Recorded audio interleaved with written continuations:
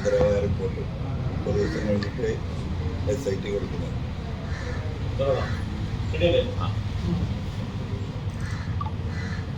ഒരു വാർത്ത വന്നുകൊണ്ടിരിക്കുന്നുണ്ട്. ഈ PR ഏജൻസി കൊടുത്തു എന്ന് പറയുന്ന അധികമായി എഴുതിച്ചേർത്ത് പറയുന്നുണ്ടല്ലോ, മലപ്പുറം അതുപോലെ തന്നെ ദേശദ്രോഹ പ്രവർത്തനങ്ങൾക്ക് ഉപയോഗിച്ചു എന്ന് പറഞ്ഞത് അത് ഹിന്ദുവിന് PRJ ഏജൻസി എഴുതി നൽകിയ വിവരങ്ങൾ ഇത് മുഖ്യമന്ത്രിയുടെ ഓഫീസിൽ നിന്നാണെന്നാണ് പറഞ്ഞത്. അത് മുഖ്യമന്ത്രിയുടെ ഓഫീസിലെ 2 പ്രമുഖ വ്യക്തികളാണ് ആ വിവരങ്ങൾ PR ഏജൻസിക്ക് കൈമാറിയെന്ന് കരുതുന്നത്. നിങ്ങൾക്ക് എപ്പോഴും സംശയമില്ല, എനിക്കൊരു സംശയമില്ല. ഞാൻ പറയുന്നത് എന്തിനാണ് ഈ PR ഏജൻസിയുടെയും ഹിന്ദുവിൻ്റെയും ആ പറഞ്ഞ സ്റ്റേറ്റ്മെന്റ് അതിൻ്റെ മുമ്പ് അദ്ദേഹം പറഞ്ഞിട്ടുള്ളതാണ്. എന്നെ പരിപൂർണമായും തള്ളിക്കൊണ്ട് ഞാൻ ഈ കൊള്ള സംഘത്തിൻ്റെ പിന്നാമ്പുറ പ്രവർത്തകനാണ് എന്ന് പറഞ്ഞ് അദ്ദേഹം ആ ഡേറ്റ് ഓർക്കുന്നില്ല.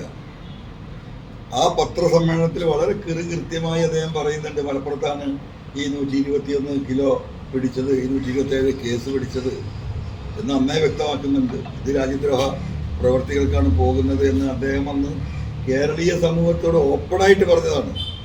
അത് കഴിഞ്ഞിട്ടല്ലേ ഈ പറയുന്ന ഹിന്ദുവിനൊക്കെ അതേ സ്റ്റേറ്റ്മെന്റ് കൊടുത്തത്. അത് അദ്ദേഹത്തിൻ്റെ നിലപാടായതുകൊണ്ടല്ലേ ഇപ്പോൾ ഈ മുഖ്യമന്ത്രിയുടെ ഓഫീസിൽ നിന്ന് ആണ് എഴുതി കൊടുത്തതെന്ന് കെൻസ ഈ PR ഏജൻസി പറയുന്നുണ്ടെങ്കിൽ അതിൽ വലിയ കാര്യമൊന്നുമില്ല. അത് തന്നെ ഉറപ്പുള്ള കാര്യമില്ല. അത് ഉറപ്പില്ല.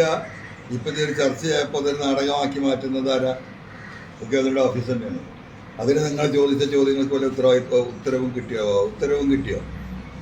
മാത്രമല്ല, ഇത്രയും വലിയൊരു പ്രതിസന്ധി ഈ വിഷയത്തിലുണ്ടായിട്ട് ഇത് സത്യസന്ധമാണെങ്കിൽ എന്താണ് ആ ഏജൻസിക്കെതിരെയോ അല്ലെങ്കിൽ ഹിന്ദു പത്രത്തിനെതിരെയോ പരാതി കൊടുക്കാൻ, നിയമ നടപടി സ്വീകരിക്കാൻ ഈ ഗവൺമെൻറ് തയ്യാറാവാത്തത്?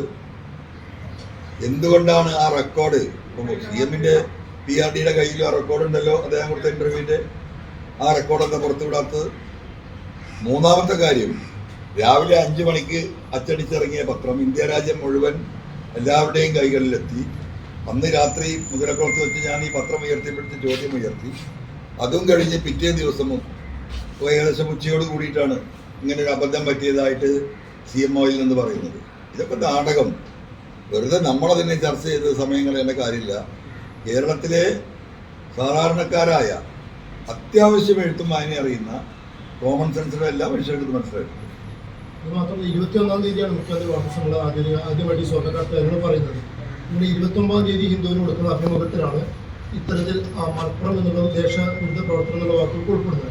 എന്നാൽ 13-ാം തീയതി തന്നെ, സെപ്റ്റംബർ 13-ന് തന്നെ കേസൻ എന്ന് പറയുന്ന PR ഏജൻസി പല പത്രങ്ങൾക്കും അയച്ചു കൊടുത്ത പ്രസ് റിലീസിലും ഇതേ കാര്യങ്ങൾ വരുന്നുണ്ട്. നിരോധിത സംഘടനകൾക്ക് വേണ്ടിയാണ് ഈ ഹവാല പണം ഉപയോഗിക്കുന്ന അടക്കമുള്ള പരാമർശങ്ങളും അതിലുണ്ട്. അപ്പോൾ അതിന്റെ പിന്നിലും ഈ മുഖ്യമന്ത്രി ഓഫീസ് തന്നെയാണെന്നാണ് പറയുന്നത്.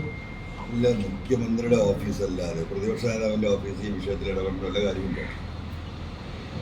ഇത് പൂർണ്ണമായിട്ടും മുഖ്യമന്ത്രിയും